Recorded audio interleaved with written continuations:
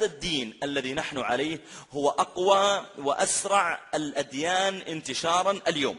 والله العظيم لا يوجد اليوم دين هو أقوى أو أسرع انتشارا من هذا الدين الذي نحن عليه، من دين الإسلام. كنت في رمضان الماضي في ألمانيا، ألقيت محاضرة في أحد المساجد للألمان، وكان هناك أخ اسمه عبد العظيم يترجم للغة الألمانية. انتهيت من المحاضرة. أصلا أثناء المحاضرة كان هناك رجل دخل إلى المسجد وجعل يتخطى الرقاب حتى جلس ما بين الطاولة والصف الأول، وحتى مجلسه كان مزعجا للناس اللي أمام، لأنهم جاءوا مبكرين وحجزوا مكانا فجاء وضايقهم. انتهيت من المحاضرة قبل أذان المغرب ب10 دقائق، ونحن في رمضان والناس يحتاجون أن يرجعوا إلى بيوتهم ليفطروا.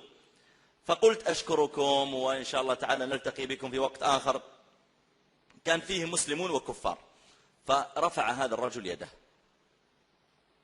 قلت عفوا انتهى الوقت، ما أستطيع أستقبل سؤالك إلا بعد الصلاة. قال أنا ما عندي سؤال. قلت إذا ماذا تريد؟ قال أنا نصراني جئت أبحث عن الإسلام. قلت يا مرحبا يا شيخ، لو نجمع المغرب مع العشاء تعال. وجلسته بجانبي، صار المترجم بجانبي وهذا في الجهة الأخرى. قلت لا أنت من أين؟ قال أنا من إيطاليا. طيب تسكن في ألمانيا؟ قال نعم.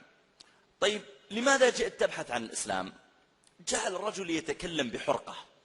قال أنا أشعر أن النصارى يعبدون أصناما، لأني لما أدخل إلى الكنيسة آتي وأنظر فإذا كلها صور وتماثيل أمامي، فحقيقة أنا أحس أني أعبد أصنام، أني ما أعبد الله.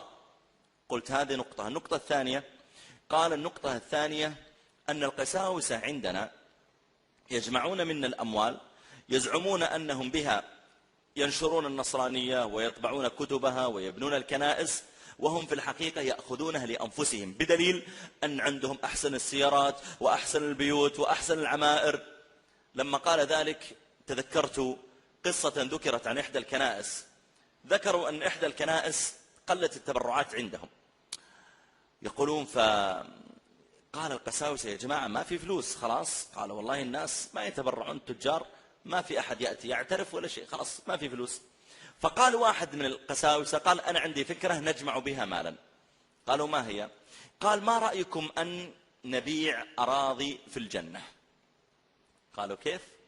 قال نبيع أراضي في الجنة. قالوا عاد الناس سيصدقونك. قال أنتم نزلوا إعلانات وقولوا الذي يشتري أرضا في الجنة ينجو من النار، إذا تبغى ما تدخل النار لازم تشتري أرض في الجنة. نزلوا الإعلانات وفعلا بدأ الناس البسطاء والضعفاء يتزاحمون، هذه معها ذهبها تريد أن تبيعه، وهذا معها بقرته، وهذا ومساكين يريدون أن يدخلوا الجنة.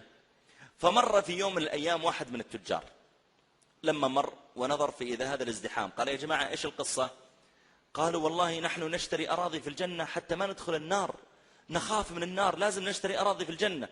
قال يا جماعة الجنة عند الله كيف؟ قالوا والله هؤلاء يبيعون أراضي في الجنة. فجاء هذا التاجر ودخل، فلما دخل فإذا القساوسة قد قلبوا الكنيسة مكتب عقار، مخططات وصكوك وأوراق فلما رأوا قالوا أوه هذا التاجر فلان، لا هذا أعطونا مخططات الشمال، هذا أكيد إنه يبغى شيء يعني غالي. وطلعوا له المخططات وبدأوا يقولون له هذه الأرض على 4 شوارع، وهذه ربوة، وهذه في هنا جنبك بيت نوح عليه السلام، ومن هناك بيت لوط، ومن هنا بينكم شعيب ساكن، أنت تسكن في الربوة تشتري. وهو ينظر إليهم فقال لا أنا ما أريد أشتري أرض في الجنة. قالوا عجبا إذا ماذا تريد؟ قال أنا أريد أشتري النار. تبيعون النار؟ قالوا إيش؟ قال نعم بشتري النار. تبيعون النار؟ شريتها.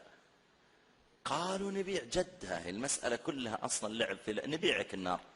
بكم؟ تفاوض هو إياهم حتى باعوه النار وأعطاهم الشيك. خرج ومعه صك أنه اشترى النار، فإذا الناس الضعفاء قد اجتمعوا عند الكنيسة، فرفع الصك هذا بين يديه عقد شراء النار، بكج كامل تسليم مفتاح، أخذ النار.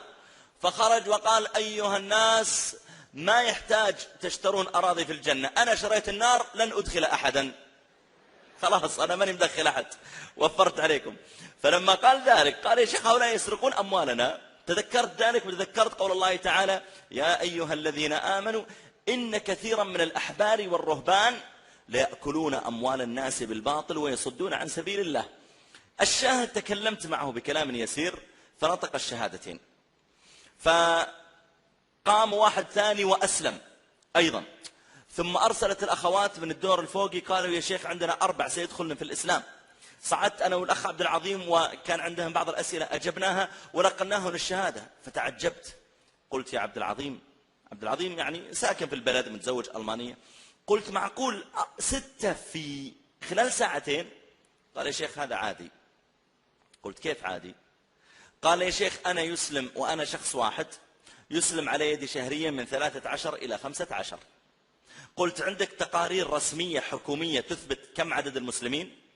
فأعادني إلى أحد المواقع في الإنترنت الموثوقة للحكومة، فإذا الحكومة يا جماعة قد نشرت في مواقع رسمية أن عدد الذين أسلموا رسميا من الألمان في عام 2006، لاحظ أنا أتكلم عن سنة واحدة، في عام 2006 الذين أسلموا رسميا، ليس الذي أسلم عبر إنترنت ولا أسلم عبر كتاب ولا أسلم عن طريق صديقه وخلاص، لا، الذين أعلنوا إسلامهم فعلا رسميا في ألمانيا عام 2006 4000 شخص.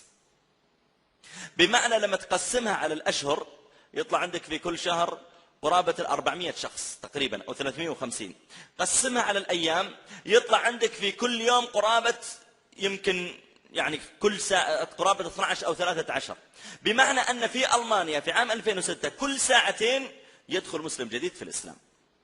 بل إنني في ألمانيا في رمضان الماضي صليت بهم في مسجد اسمه دار السلام، فالمسجد يعني ليس جديدا، ومع ذلك الشباب يقولون لي يا شيخ ترى اليوم ثاني صلاة في هذا المسجد في 14 رمضان تقريبا. قلت يا شباب كيف طيب المسجد شكله قديم؟ قالوا لا يا شيخ هذا كان كنيسة. قلت كيف؟ قالوا يا شيخ عندنا الآن 20 كنيسة كلها معروضة للبيع، اللي تحول مسجد، اللي تحول مستودع، اللي تحول سوبر ماركت، أي شيء حولها كما تريد. يقولون 20 كنيسة معروضة، وهذه إحدى الكنائس شريناها ب350 ألف يورو، يعني قرابة 1.5 مليون درهم تقريبا. ونحن لا